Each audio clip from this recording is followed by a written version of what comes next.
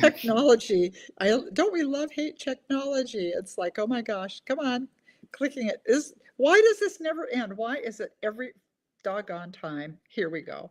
That I try to. Oh, I'm live. Okay, good. Oh, I did it. All right.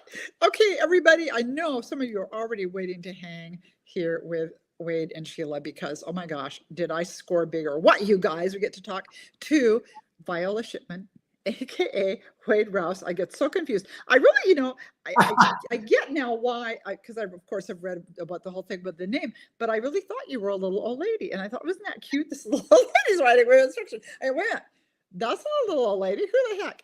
So it's just kind of fun to. So for those, we've got some people coming in already. Hey, Susie, so happy you could join us. For those of you who don't know, of course, Wade has picked this name to honor his grandma. And I thought you could talk just to hear about. I remember you saying something like you loved your grandma's house and you felt safe there, and she was so into Christmas and making things homey. But it's such a what an honor to pick her name for your pen name. But could you just talk just a teeny bit about your grandma before we plunge into the rest of our interview? Yeah, and I have to say, I kind of am a little old lady at heart. Me too. Oh, yes. I mean, I love to bake and all that stuff. So it's and I have to say how nice it is to be here with you. Thank you for having me. I know we've been talking, we've been fangirling before we went live, and I feel like I've known Sheila a very long time. So this is lovely to be able to talk to you in real life. so cool. So cool. Well, anyway, so getting back to now that we both know we adore each other, and of course we do, but getting back to Wade's grandma. So tell us a little, because I just think this is so unique. And of course, this is kind of a woman's world when it comes to, fiction and romance. Yeah. And so I'm sure if you'd gone in as Wade, they would say, well, what the heck, and so it was a smart thing to do, but it wasn't just why you picked the name. You really did pick it to honor your grandma, right? I did, yeah. I mean, I grew up in the Missouri Ozarks in the 70s and was a kid that liked to, write and draw and read and do artsy things and, wear little bow ties, which is things boys didn't do in the Ozarks in the 1970s. And my grandmother never finished high school. She never learned to drive. She worked as a seamstress stitching overalls at a local factory in our town and walked to work every day right down Main Street and came back home. And I grew up with her. School bus dropped me off at her house because my parents worked. She'd make me snacks and I'd bake with her. I studied and did my homework in her sewing room. She'd come back and sew on her Singer sewing machine. And she was my best friend growing up. And so cool. And I just saw the way how hard my grandmother worked to end what she had gone through. She didn't want her daughter, my mother, me to go through what she had experienced. And so she gave me everything. She taught me to read, even though she never finished high school. She pushed books in my hands at the earliest of ages. She volunteered at the local library. Wow. She changed me profoundly, and I loved her dearly, but also saw that how she was overlooked in society, and especially our little town, because she offered nothing of worth to people. She didn't have money. She didn't have an education. She didn't have any power in the little town. But it's what she always said, good begets good in this world and bad begets bad.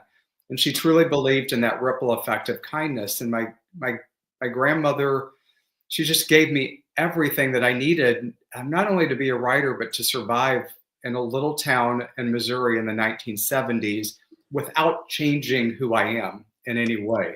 Wow. And so I never wanted to forget that. So when I wrote my first novel, the first thing I wrote was the tentative title of the book, and I wrote by Viola Shipman, because I thought if this ever worked, and my agent thought I was a little bit off my rocker too when I told her, it's very Victor Victoria. But I said, if this ever worked, people will say her name forever. 100 years from now, when I'm gone, we're all gone, people are going into their libraries and picking out a book.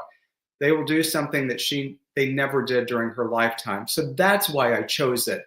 And I've tried to be very clear about it. So that is so cool. Oh my God. Yeah, so I hope, and the stories are all inspired, especially the initial books are all inspired by kind of the things we did together, or the heirlooms that I still have of hers, like a recipe box and button jars and charm bracelets, things like that, that we kind of take for granted these days. That is so cool. You know, speaking of recipe book, of course, Destroy Weight, my latest I'd been putting off because I thought I might write a recipe box book and I don't want to look like I'm copying, but I finally gave up because I just wanted to read it. I have an old wooden recipe box that Yeah. was of my grandma's. I have recipes of my grandma's handwriting, and that's just such a cool thing. And by the way, hi everybody. I have not been ignoring you, but I've been so obsessed with talking with Wade. We're coming in from all over the country. Thanks, guys, for letting us know where you're coming in from. You guys, oh, my reader pals are so well trained. They all know to tell us where they're ringing in from. So we've got South Carolina, we've got Florida, we have Ohio, all over the place. So you guys, I'm so happy you're joining us today to talk with this amazing writer. It's just, it's so cool. And don't you love the story about why he picked his grandma's name for his pen name? What a lovely thing. And you know, you said you talked about, you know, she didn't if society didn't feel she had any worth, and maybe she didn't either, but you look at what the impact she had Yeah. on one life, and then the impact that life had on other lives. And guys, I think this is such an important thing for us to remember, because sometimes we think, well, who am I? I'm just a little nobody. Everybody is here for a reason. Everybody is a somebody. And wherever you are in your corner of the world, you be the salt and light. You be shining, because there's going to be somebody. Maybe there's going to be a young boy like Wade who just really needs the encouragement, who's going to go on to become famous and do all kinds of things and bless other people. And so I just think that's such a good reminder, hearing, you know, her story. So That's beautifully said, and that's what I always try to tell people, as you do too, is we need people out there that are shining their light, and that are also that are just the way they are. You know, we're taught to kind of change ourselves in this world, and that's the worst thing we can do. yeah, yeah, yeah, yeah. You know, you can't, what the person we have to change to please, this is just me doing my little sister leather lungs thing. The only person I need to change to please is God, and everybody else. And if I'm doing that, everything else is going to fall into place, you know. And I so am. that's That's exactly it, and I truly believe God made us who we are for a reason, and you know, we should be who we are, because when we do, we change others. You know, it's exactly what you said and what my grandma said. yeah, yeah. Use your talents, and we all have them, guys. I know you all out there have them too. I do. So we've got Michigan showing in, and Catal. I can't read that. Cataldo. I think I'm reading that wrong, Kathy. I know you're not from Cataldo. Are you from Cataldo? Oh my goodness. Well, I don't know. I'm gonna have to look that up. Anyway, moving right along. I'm so glad you're with us, and I have some fun questions to ask Wade. And one of the things, I want to go back into the past when you wrote, because you had written before you started writing these books. You were already an acknowledged award-winning author before you went down this road. But so here you are. I think I'm going to write a women's fiction book. So did you tell anybody that, or was this a deep secret until you said, ta-da? Deep secret, deep secret. Yeah, I'd written I started off as a memoirist and wrote kind of, you know, I loved Nora Ephron. I loved David Sedaris. Loved Irma Bombeck. She was really my influence growing up. I mean, obsessed with Irma growing up. And so I wanted to write humor, but with depth. And so I wrote 4 books about my life, very different books, and very similar, but very different than what I'm writing now. And I'd written a 5th memoir after my mother passed away. It was a tough time in my life. And I think it was so, and I still love this book, I think it was so serious, but so funny that people, especially publishers, couldn't kind of get their head around it at the time. And so my agent, it was a time when publishers were merging. I lost my imprint at the time, my memoir imprint. I lost my editor. I lost my executive editor. Everybody was gone, and my agent couldn't sell it. And I kind of went into a hole for a couple of years, licking my wounds. I'm like, what am I going to do? This is all I've ever dreamed of doing. And I went home. My dad was going into a lot of decline after my mother passed away, and we had to move him out of our childhood home. And when we were packing up, I went upstairs in the attic, and that's where I found all my grandmother's heirlooms packed away. You know, her sewing machine and charm bracelets and recipe boxes. And something clicked in me, and I started writing a book on top of a cardboard box that day. But no, I didn't tell anybody. I didn't, it's kind of, I don't know if you're the same way. I kept it very close, even with my agent at the time, because I felt like I didn't want to spoil it, or it wasn't going to come Mm. through. So I was almost 2/3 done before I even mentioned it to my agent. So I did keep it close to the vest. Well, not a bad idea, because sometimes if you talk ahead of time, people will talk you out of doing what you feel like you should be doing, right? Don't you think? Exactly. Yeah, and I didn't want any of that self-doubt. That's exactly it. I still kind of do the same thing with my books now. A lot of people share, a lot of authors, and go in groups and talk about it, or I just don't do that. I get approval from my editor, publisher, my agent. I just sit down and I don't even show them the beginning. I just go. Wow, good for you. Wow, that's great. Well, it was interesting because you talked about going through that hard time, and I went that too because, of course, everybody knows I'm a 30-year-old stuck in an aging body. I don't know how this happened to me, but way back when the pterodactyls flew during one of my many career crashes, I remember it was like, oh, my publisher dropped me, my agent at the time dropped me, and everybody just dropped me, and I remember going, oh my gosh. And it was really it was a bit of an identity crisis because I had come to the point where I was so wrapped up in, this is who I am. I am a writer, and if I'm not published, then, well, what am I? Yeah. And that was a good growing time too, because I had to step back and go, wait, you have to be more than that. There's more to you than just you write stuff.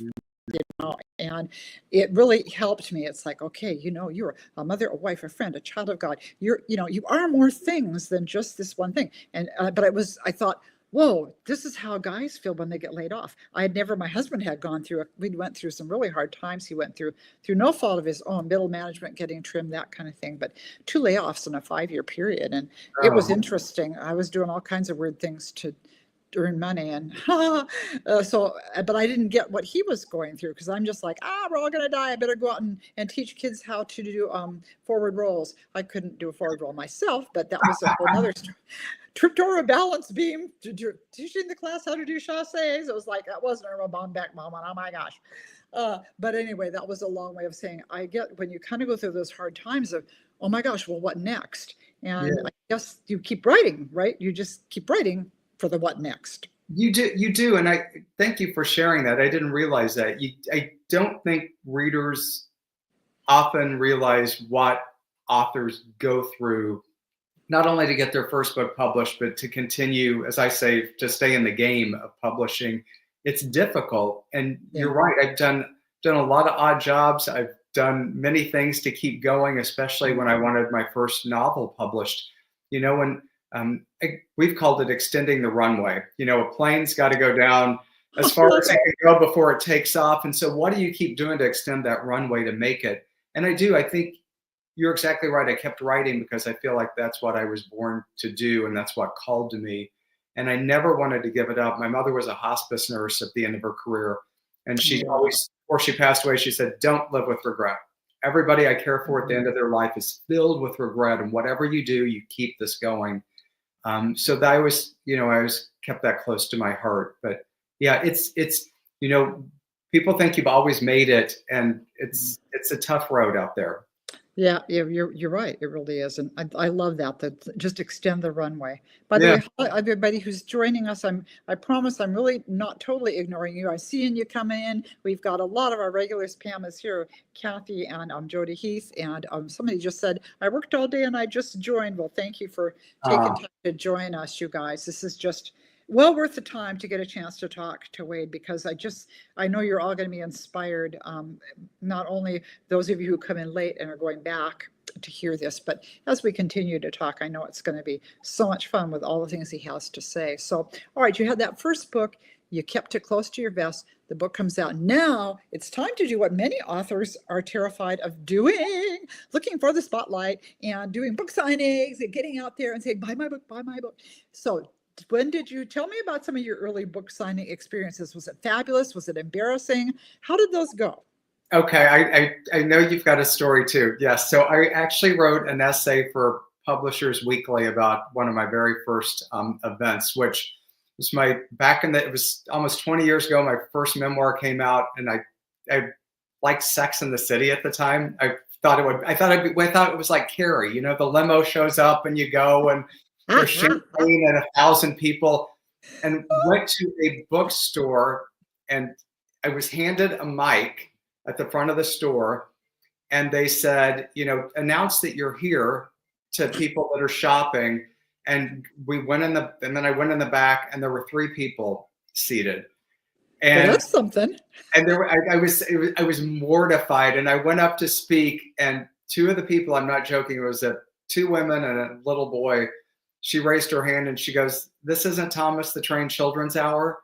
And so she grabbed her son's hand and they laughed, and it was me and one woman. And I got off the little stage they had set up, and I pulled up a chair next to her and I talked to her for about an hour. Because she had come for a reason. She'd read my first memoir, and it touched her deeply. And that's when I realized that, you know, being an author isn't like being in a movie or a sitcom, but it is having that impact on that one person out there whose life can change because of the story you're telling, or who just needs escape or hope or whatever it is. And that same bookstore invited me back about 4 years after that. And I was like, then I gotten a little better, and the publicist was like, "Do you want to go?" And I was like, "I don't know about this." I told her what happened. And she goes, "You should go back, you know, keep the relationships." Then I went back to the bookstore, and I'm not joking. I walked in and I heard this kind of rustling in the back. And that one woman had returned and brought about 30 people. Plus others that had gathered. So when authors talk about reaching that one reader out there, it's true. So yeah, and you know what? I have great events now. We have great tours lined up, but I still get that butterfly. Like, is anybody really going to show up? Are they going to be there? Or is it going to be me and like 2 people, and I'm just going to slam about a bottle of wine in a half hour? But I love touring. So what's your story? I want to hear what yours was. Oh my gosh. Well, that's me now. I mean, it's like, you know, Sheila, this is the life. You go to something, you go on tour. My husband says, "Quit doing that. You're wasting all this money going on tour." I think the last one we did one, but I think we had 3 people. I was doing it with my buddy Nancy Nagel, and we were down in Florida. And I don't think it quite got publicized very well, but 2 of the women had come a really long way. One had driven for like taken 2 days to come down there. I thought, you know, we're going to have fun anyway. And that's all you can do. You don't look at, because it's so easy to measure success in numbers, you know, and I'm going, okay, so my people aren't right here okay, I'm here and I'm going to do my job. But I was like that too. I thought I should be like Joan Collins in Dynasty. And I thought I should dress like an author. And so, oh my gosh, you would love I should have kept these for show and tell. I don't know why I did. My favorite first outfit, well, I was like the purple plague. I had a purple gaucho hat. And I had this cute little bolero that was purple and black and had sequins all over it. And I just thought it was the cutest thing ever. And people would just kind of look at me like, I mean, like, kind of, is it Halloween? And what? I mean, they would make a wide swath around me. And I still didn't get the lesson. So my next outfit was a big wide brimmed yellow straw hat with a scarf around it with black and yellow polka dots. And then it had a light lemon yellow jacket. And the skirt was black with yellow and white polka dots. And I just looked charmed. I thought I looked fabulous. One of my friends said, "You got to stop dressing like this. You look like a cliche." and so I have toned it down a little bit. But did you ever have anybody ask you where the bathroom was? I've had that happen too. Oh my, yeah. And I've been at bigger author festivals where I've been kind of more in the hallway too, signing wise, and people will walk by and are like, "Where's the bathroom?" Or, "Do you have more toilet paper?" And I'm like, "Oh my, come on." I don't know. I'm going to go use it and throw up now. Oh dear. And I used to wear a lot of black too. I thought authors should wear black, and I never ever wore black. So I'm like, yeah, I'm done with all that now. Oh, I got to read Wade. Yvonne said, "Wade, your books touched me and brought back so many memories of my childhood. After reading the charm bracelet, I started a bracelet for my adult daughter. Now she has 2 daughters, ages newborn and 2 years, and I have already started their bracelets." How cool is that? Lovely. Thank you for sharing that. That's very sweet. I love that. That is so cool. That's very cool. I have a charm bracelet too. I don't wear it very often, but my mom, some of them were my mom's, and she started it for me too. And it's got way back when they made really cool charms with little moving parts on them. So I just love my charm bracelet. Charms are beautiful. Yeah. But anyway, well, all right. So now we've heard about Wade's great adventures at book sightings. I'm now this is a. I think this is interesting for readers to know. You always hear about writer's block. Do you ever get writer's block? I never get writer's block. I'm always one of those writers, and I think there may be two camps where I always have way too many ideas, especially when I'm pulling proposals together, and narrowing on one is super hard for me because I get excited about a lot of things. So I need to make sure, as you know, if you're going to launch into writing 400 pages, you've got to love, it's got to call to you. You got to love what you're writing. So I don't ever have writer's block, but I have bad days where I'll just sit in this chair right here for hours and maybe get a decent page. And it doesn't come, there are days when it's, writers, people always think muses land on our shoulders and sing in our ear, but it's, it's really just hard work a lot of the time. And it's our butts in a chair trying to get stuff done, and we're tired, or we're distracted, or other things are going on in our life, and it doesn't come easy. And that's when I'm not blocked, but it's just hard. The words kind of crawl. Mine kind of blop out of me because well, as you can tell, I talk a lot. So the best tone muscle in my body is my mouth. But, but I remember getting writer's block. Well, by the way, I'll say hi to some more. My buddy May has showed up. May, I was just mentioning a book signing. Good old May. She was my hostess for Nancy, and I did a book for last year. So, and she's got a charm bracelet. I see people saying they have charm bracelets. So how fun is that? Very cool.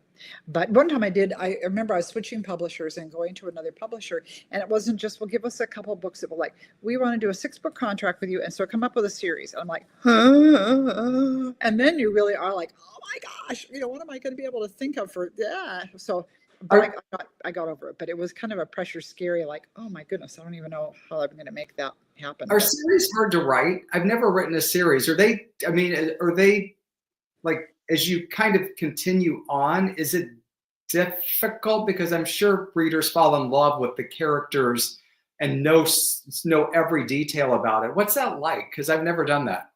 Well, it's the only hard thing about it is that because I'm sorry, readers, and you guys all know it, there always ends up being some little mistake. A reader's name has gotten changed along the way, and then I have to do gymnastics. And, well, they changed his name, and so it's hard to keep. For me, it's hard to keep because I'm not a detail person. So that's the only thing I think that's hard with the series is keeping the detail straight of the names of the restaurants and the names of the minor characters. And that can be, which is maybe why I'm not doing any more series books.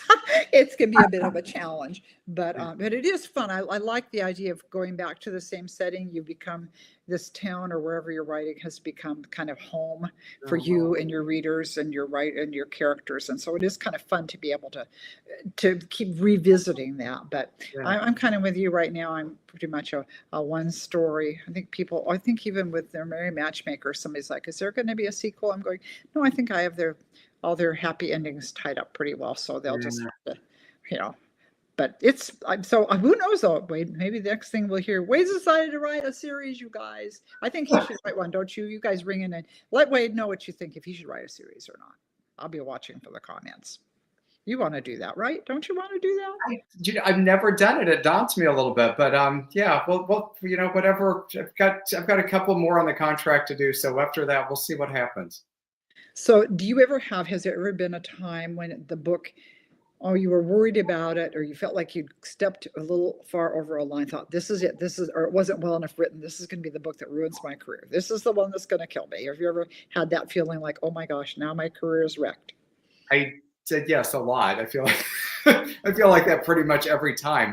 I have this imposter syndrome whenever I finish a book. I just finished my 26th novel and sent it in on Friday, and I feel I was petrified. I think every time you hover your finger over the send button and you finish, I feel, is it good? Is it as good as the others? Is it any good at all? I do. I feel I have that all the time. And I don't know if that's a bad thing, because I think it keeps us grounded in many ways to do the best we can. But yeah, I have it all the time. Do you have that? Or you? Yeah, I think I've had that a few times too, and just thought, oh no, or that I'm missing something. What did I get everything right? That, yeah, that's that kind of that moment of, I don't want to hit send because what if something's wrong in here? And maybe that's just a typical writer thing that we always like, oh no, so. I wrote a memoir that I thought was very funny, but it was very, very personal, and I didn't know if it was a little too much at the time. I don't think it was at all, but it turned out to be. It kind of moved me forward in many ways. So I think that was good move for me to kind of challenge those boundaries. No, I think that sometimes it's good to just step out of your comfort zone just a little bit and try 100%. something new and be a little bit different. So, not a bad thing at all. Just making sure if we have any fabulous. Oh, by the way, I should mention, you guys, you be glad that you are here because you know what happens when you come in person. You get your name put in a drawing for a giveaway, and we'll talk about that in a little bit. But just throwing that out so that you know that. Wade's favorite food. What is Wade's favorite food? What are you chomping on when you're working or when you're watching something on TV? I'm a sugar addict, so that's my downfall. And I know I see you making desserts, so I do. I just love a good homemade dessert. It's my grandma did it, my mom did it, we do it. It's my go-to, and sugar's my hardest. It's my kind of my addiction. I love good coffee in the morning, but sugar's really my go-to. I love it. I just love a dessert. Anything. I love homemade cookies, pies, cakes, you name it, and I'll eat it. So when people bring me desserts or even like coffee cakes, and I will just consume them as I'm staying there. And I work out hard. I run hard so I can eat my sugar. Well, there you go. There you go. And who was it that said, yeah, Barbara already guessed it. I'm going to guess cookies. Yeah, it's my go-to. Well, I dare say this Christmas, I went through 5 pounds of butter. Do you know how many sticks of butter that is? With all my holiday baking, it was like, oh my goodness. And I'm still now trying to peel the butter off my chips. So, oh dear. Isn't it the best though? There's something about making it and then enjoying it. It's just it takes me. I guess I'm sure it provides comfort, but I love a good sweet. Well, and again, that probably takes you back in time too, with baking and stuff with your grandma. Yeah. It gives you good memory. I just say cookies say love, and my husband's like, you're making all your friends fat. I'm like, I know, but cookies say love. And I can remember coming home from school, and my mom, she was like June Cleaver before there was a June Cleaver, only she didn't wear the pearls. But other than that, and she'd be baking. I can still remember the smell of chocolate chip cookies when I'd come home. So to me, it really does. It's like cookies say seminal memory, yeah. But anyway, so there you have. Well, Wade and Sheila, the two little sugar lovers. Yes. So, guys, if you want to make Wade happy when you show up at a book signing, now you know what to bring him. Bring that man something sugary and sweet to make him even sweeter. So there you go. Your favorite writer before you became a published writer. Who inspired you as a writer? As I mentioned earlier, Irma Bombeck was my go-to growing up. I say that still in like fancy literary festivals when everybody's saying Dostoevsky or somebody like that. But her column was in our little rural newspaper. My mom and grandmother loved it. They read it every single week. They would laugh after a hard week. And I started reading her column and kind of studying how she wrote and how her humor worked. And that's very cool. And the more I learned about her, the more I admired her. A female humorist at the time was not an easy thing to pull off. And she was incredibly popular, locked herself in the bathroom so she could get time to write. And she just, she did it. And she still makes me laugh today. So she was seminal. And I got to give a keynote at the Irma Bombeck Humor Writers Conference last April, and it was lovely. And she's left a legacy. So she's really still it. I just, she wrote what she knew, and that's what authors should do, right? What you know. Yes, for sure. By the way, Barbara, Barbara, I hope you're going to share this. She said, I made a toffee chips brownie trifle last night for a party. I'm like, I know you want to share that recipe here, right? That sounds good. I want that too. That just sounds fabulous. Oh my goodness. Wow. Okay, let's see. Now we need to get to another important thing. I have already got this on pre-order, but I know the readers are going to want to know what's new and coming from Wade. Can you talk about your upcoming book? It's super behind me. It's called The Page Turner. It's out April 8th, and it's really a tribute. I call it a love letter to my previous novels, and it's also a tribute to my grandmother. Really the story that kind of tells how she influenced me. But it's about a young woman named Emma Page, who's a recent college graduate, who's secretly written a novel that she's not shared with her parents or her sister, because they own kind of a elitist publishing company in New York that only publishes highbrow fiction. And she's worried about their judgment, but she wrote it as an honor to her grandmother, who passed away recently, who, like me, grew up reading those kind of novels with her grandma. So she did it as a tribute to her. And it's it's what I call a very Viola book, but also very different. It's about how tough it is to be an author today, about the things we go through in the publishing world, why we judge each other so often by our collective covers without knowing anything about what's on the inside, and really how certain genres in publishing are often deemed less than other books. The books that we write are often called women's fiction or chick lit or romance or beach reads or fluff, whereas many other novels are just called fiction or literary fiction, where we're writing stories that are universally connected to people. We're writing about women's issues and feelings. And so none of that is less than. And that's what this book is largely about. Just as a society, why we judge each other so much, and how to get over that. And I love this novel very much. The young woman is very much me at a certain age. And I hope people love it. It's a beautiful novel about books and just using the voice, as we were talking about, that God has given us. So I hope it resonates with people. For sure. And I'm assuming they can get this just about anywhere books are sold, or ask your library to buy it for you. Remember, guys, you can ask your library to order in books and they will do that. So. They will. And people, don't realize how important it is just through library sales for authors too, because that expands our base so much. And I know that people often can't afford to go out and buy a new book with every author that they love, but they sure have them at their library. And doing a big tour. It's almost like a 2-month tour. So, you can help me post it online. So I'm excited to get going in April. I don't suppose you're coming anywhere near Washington State. Do you know what?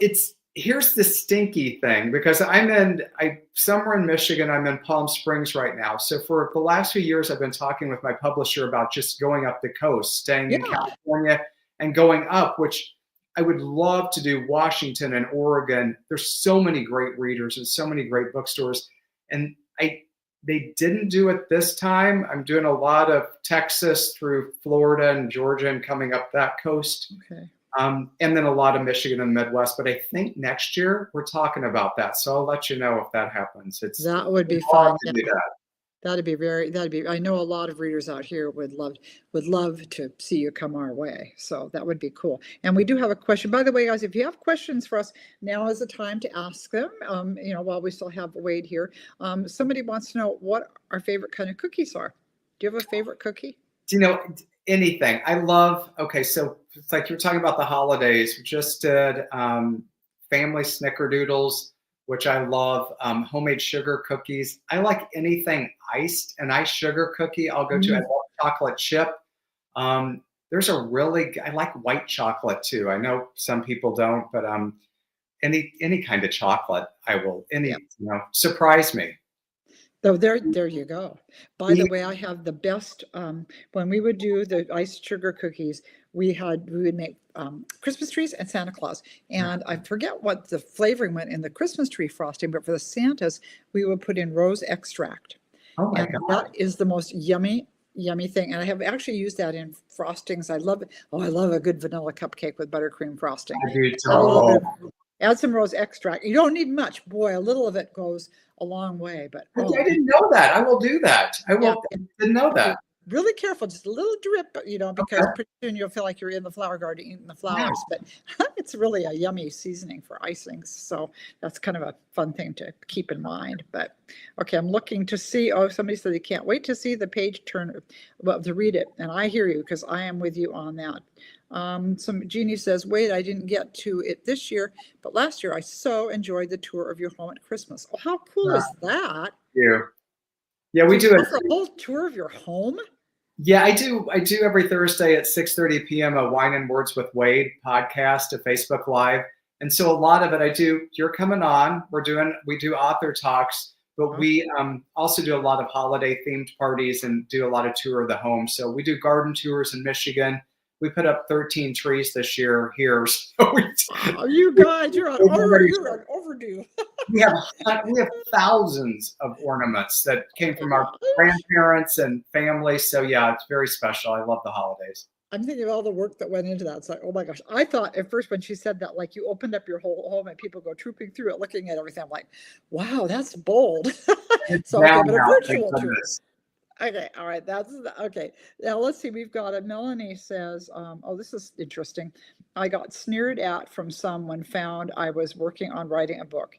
Either they said it was romance in a dismissive way, or just because I was a woman, it would have to be a romance. Well, that's just rude. Don't listen to them, Melanie. Say, you know what I always say, because it is kind of like there is like a class level when it comes to book. So there's literary fiction, there's that, and then there's genre fiction, and then there's romance. And I say, yeah, it's really sad. We romance writers cry all the way to the bank, because romance is one of the biggest chunks of the whole writing industry. It is.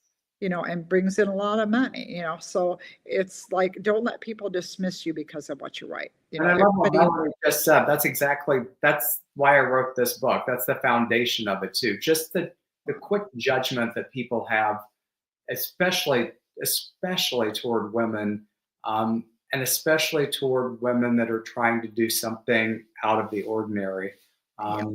It just never seems to go away. Yeah, and sometimes I think the people who sneer are the people who just, it's like crab in the pot syndrome. I can't get out, so you won't either. If I'm not doing well, and it's almost like it's a threat to people if you're doing well. They think, well, 100%.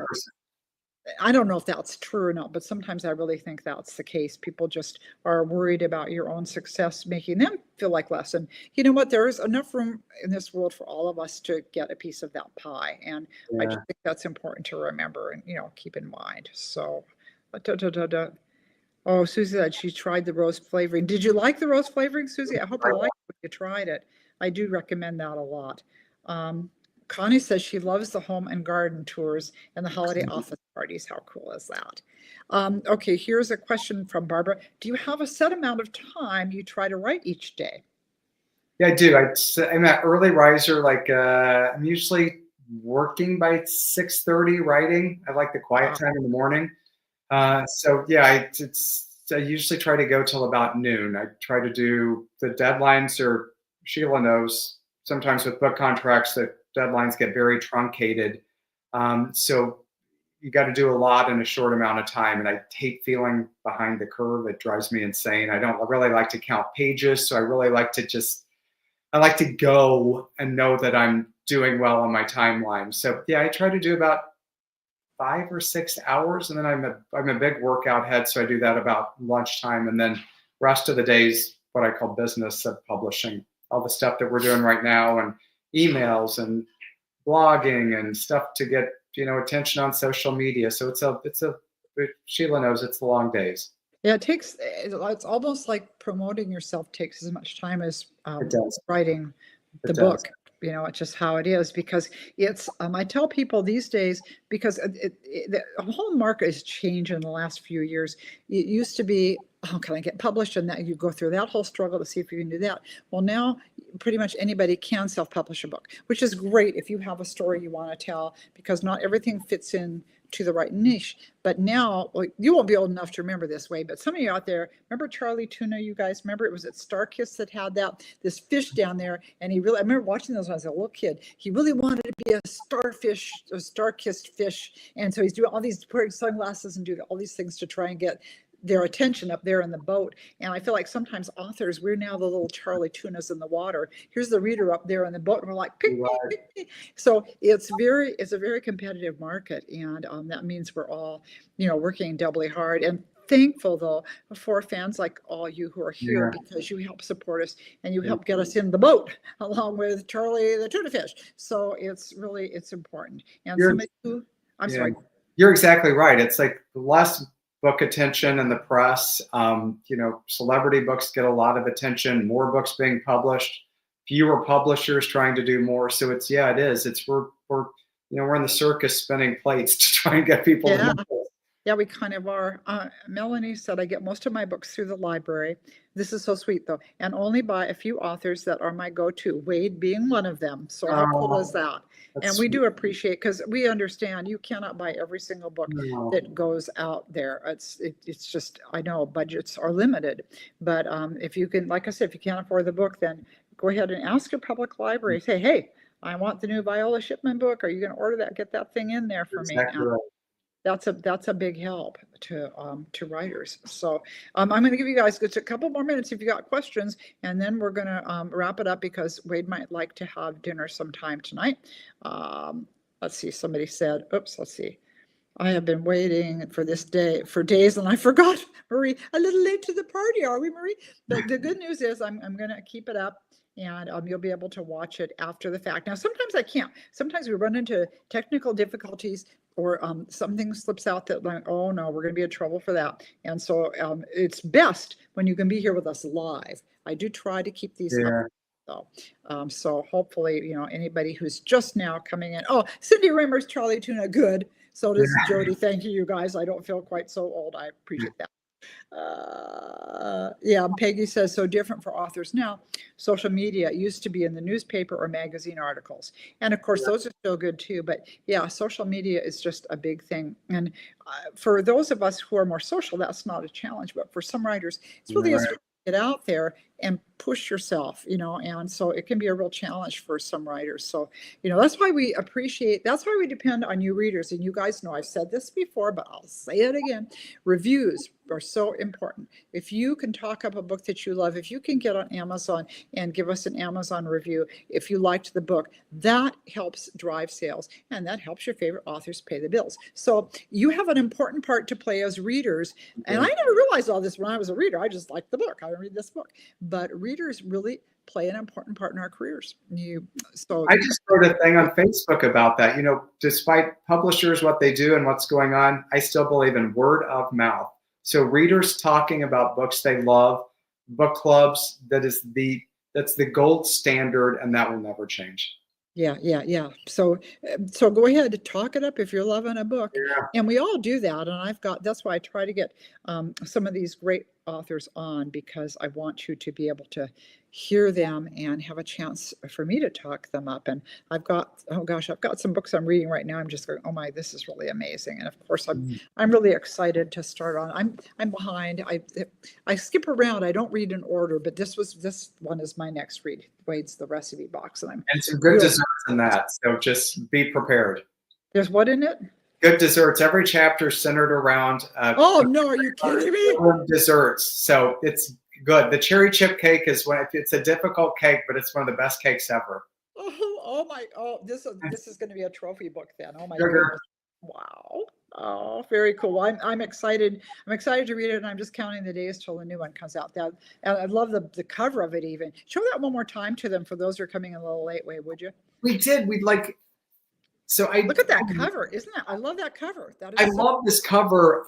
We did a different cover this time because a lot of my previous covers are beautiful, but they've been a lot of what I call woman with her back to the cover, faced away. And I just said, can we maybe do something? And I love this one because I've talked a lot about judgment. And Oh, that's kind of what the family is doing and how she's doing. And actually, one of the very first gifts my grandmother got me for Christmas that I can remember was an aquamarine selector typewriter to start oh, me on my dream of being a writer. And so this book pays homage to that. And they got it on the cover, which I oh. love. Love that. It's a cool cover, and I know it's going to be a great read. But all right, guys, we've kept poor Wade here. I mean, we were on the West Coast, and well, maybe it's not dinner time for you, but it's dinner time for me. So It's, we're gonna Wade. Do you have I think you had a book you were going to give away. What are you going to give away to some lucky winner here? Some I, lucky commenter. I think I'll do a copy of since it's winter, of one of my winter novels, The Secret of Snow, which My is favorite. it's one of my favorites too. So you pick randomly or however you do it, and we'll get that in the mail to Yep, somebody. I will. We And will. I'll I'll get. personalize it and let them I'll know. I'll get Gerhard busy. We'll pick our winner and try to get that announced for you tonight or first thing tomorrow morning. And I do want to say thank you, Melanie. She said, because of what Wade, Brenda, Sue Novak, and you have pointed out, I have been more cognizant about when I buy or if I am going to buy my books. So I love that. So we appreciate the support. Yeah. And Linda says she's very excited for your books. And well, aren't we all? And somebody said, whoops, something about the recipe box that went away. I think it was good. I'm sure it was good. What'd you say there? Do. I lost it. Oh, well, guys, this multitasking thing, you know how hard it is for me to even get us up and running to do stuff. So I'm glad that you all made it with us today, though, and had a chance to get to know Wade. I'm sure a lot of you, like I said, already know him and are just fan gushing like me here. But thanks for joining us tonight. It is much appreciated because I know you're all busy. You got stuff you have to do, but we appreciate you being here. So a big thank you to all of you for coming. And we're going to say bye now. And I'm going to see if I can I'm ending this stream too. So bye, everybody. And hopefully you'll be able to watch this after the fact. But remember, they don't always stay up. So the time to join us is live. Okay. So good night and happy end of the weekend.